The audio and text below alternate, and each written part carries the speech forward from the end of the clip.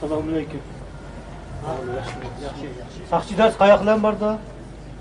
Sakçıdarsa? He. Bek Asanğa. O udildagi magazinga kirib, pul to'lamaylar bir necha xil narsani ko'tarib mangsingiz. 10 minut qolmaylar sakçıdarsini topsiz.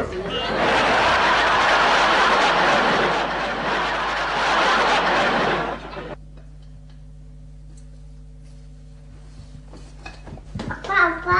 O? Kim bo'ldi ha? Farishta degan qandoq narsa? Farishta?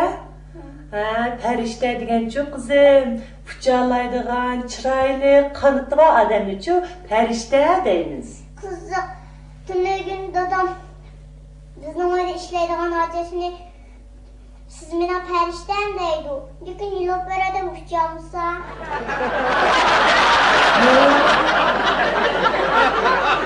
Nechu? Hozirga chiqib puchaqlaydigan qilib.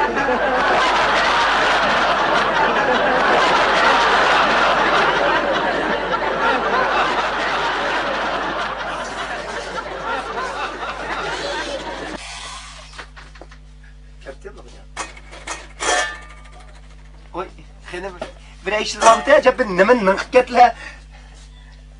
Ustam, tarazini saqdi. O sağ xenim sağ. Cüngeme piçet dişler piçet. Undan olsa 5 minut ilgari bir o'g'il olib yerdan 1 kilo kam setib oldim ha. Shunda da qandim. 1 kilo kam setib olganda qanday? Nima oldu? Nima shulatdi? Kam bitincha 300 gram kam chiqdi. Buni qanday tushundirlar?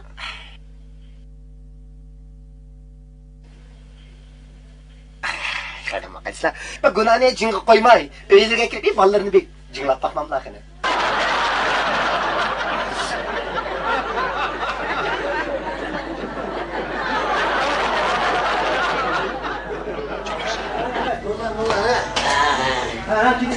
Selamünaleyküm. Kesle. Bana ben daha işçi işçi. Bayağı gidiyor. Ha, gidiyor. O şey.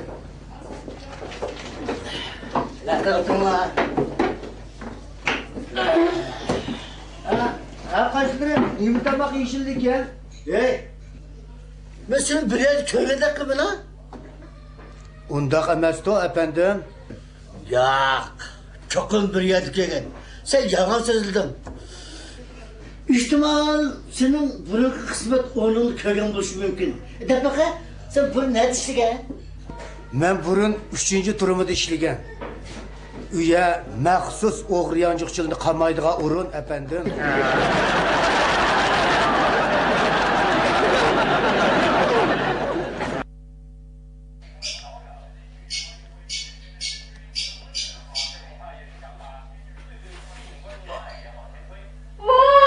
Benim 2 kilo orqatdi va qara.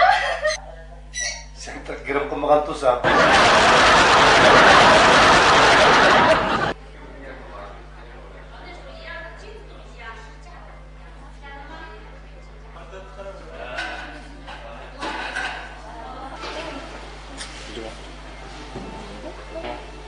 Hey. Yaxshimisizlar? Sizlarga bir narsa lozimmi? Olmiz qancha bu? 3000 yen.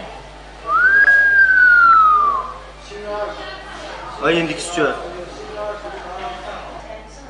Onun uchun 2 qatim isqabsiz efendim.